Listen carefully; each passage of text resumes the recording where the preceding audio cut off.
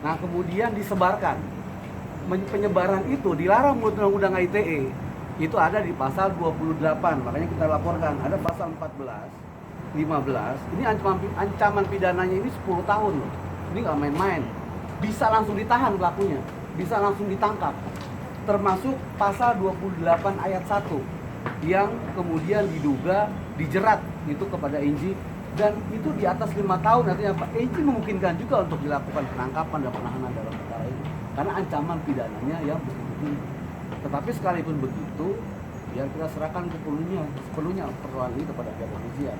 Yang pasti ini sudah resmi dilaporkan. Nah, sejauh ini di media sosial atau beberapa statement dari ID misalnya kan mengatakan ya bahwa minta polisi untuk mengusut, menindak tegas pelakunya. Nah, sekarang ini sudah resmi. Kita sebagai masyarakat sudah melaporkan. Artinya semua pihak yang kemudian berkaitan dengan ini, ID juga harus mau untuk memberikan keterangan dan membantu pihak kepolisian agar persoalan ini kemudian menjadi terang. Apakah betul ada penemuan, apakah betul obat COVID sudah ada. Nah, sehingga kemudian masyarakat tidak bingung. Nah, itu yang kemudian menjadi poin penting. Jadi saya kira kita percaya bahwa Polri akan bekerja profesional dalam menangani perkara ini, dan kita berharap semua yang kemudian mendesak agar ada penegakan hukum dalam perkara ini pun termasuk dari ID, akademisi, dan kemudian mereka pihak terkait yang paham terhadap persoalan ini yang mau bekerja sama dengan perusahaan untuk memberikan keterangan agar perkara ini kemudian menjadi terang. Ya Pak, bertegas berarti Abang sebagai pelapor menilai konten itu membuat masyarakat menimbulkan rasa kurang tidak percaya kepada pemerintah. Iya, kalau kemudian ini yang gini loh, yang berbahaya dalam pernyataan yang disampaikan oleh si profesor ini, Hadi Pranoto, ya di dalam keterangan itu pertama itu ada dua, menurut saya yang paling fatal ya. Pertama adalah soal sebutan bahwa dia punya satu sistem yang namanya digital technology yang tadi kita katakan. Digital technology itu kata dia rapid test dan swab itu nggak perlu gitu loh. Sampai ratusan ribu, dengan 10.000 dan 20.000 itu sangat efektif. Bayangkan loh, masyarakat selama ini kan ngikut dengan penerapan oleh pemerintah. Berarti selama ini kalau ada yang jauh lebih efektif dan biaya lebih murah, berarti dibohongin dong masyarakat. Bisa dong kita berpikir kayak gitu, berarti kita dibodohi. Dan ini kan berbahaya. Kenapa kemudian ID ingin menaikkan konten untuk sekedar memviralkan, ada kepentingan komersil di luar itu yang tidak ada hubungannya dengan kesehatan, kan ini namanya sesat. Gitu. Apalagi ini disampaikan oleh public figure yang punya voter dan follower besar, dan ini berbahaya.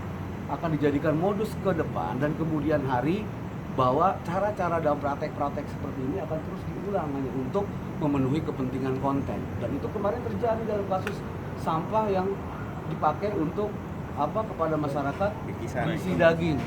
Dan itu terus akan seperti itu yang kita khawatirkan gitu loh. Kalau ini kemudian dibiarkan, makanya kepada public figure saya kira seharusnya sudah saatnya dilakukan penegakan hukum termasuk terhadap hal-hal seperti ini supaya masyarakat tidak bingung. Nah, poinnya itulah kira-kira. Mas sendiri sudah komunikasi dengan pihak intinya atau para ahli lain terkait laporan ini?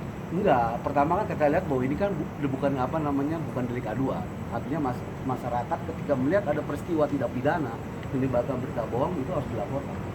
Nah itu loh, nah polisi wajib untuk memproses itu berdasarkan fakta-fakta hukum atau fakta-fakta yang kemudian berkembang kan, ada protes soal ID. Nah kemudian juga ada dokter yang mengatakan bahwa dia tidak tercatat dalam database, kan dikatakan seperti itu bahwa dia bukan seorang pakar mikrobiologi dan sebagainya, yang kemudian ini menimbulkan polemik. Ya maka kemudian proses hukum untuk meluruskan persoalan itu gitu loh.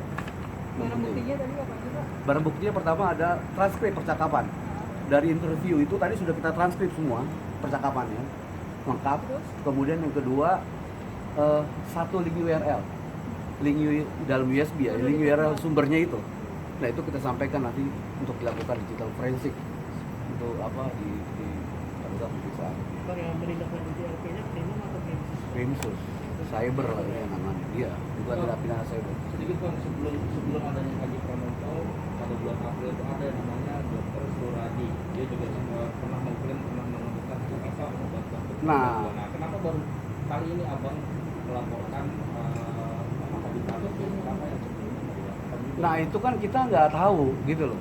Kalau saya sih pribadi ya, itu nggak terlalu tahu. Tapi pada saat kita mengikuti tentang sosok ini, itu juga kita jadi apa namanya, domainnya proses penyidikan lah bagi kita ya. Walaupun yang kita lihat waktu itu ada salah satu siapa ya, Laksamana Soekardi atau siapa lah, karena iya Suradi macam-macam seperti itu, ternyata ada lagi Hadi Pranoto. Apakah ini orang yang sama? Nah kita juga nggak tahu.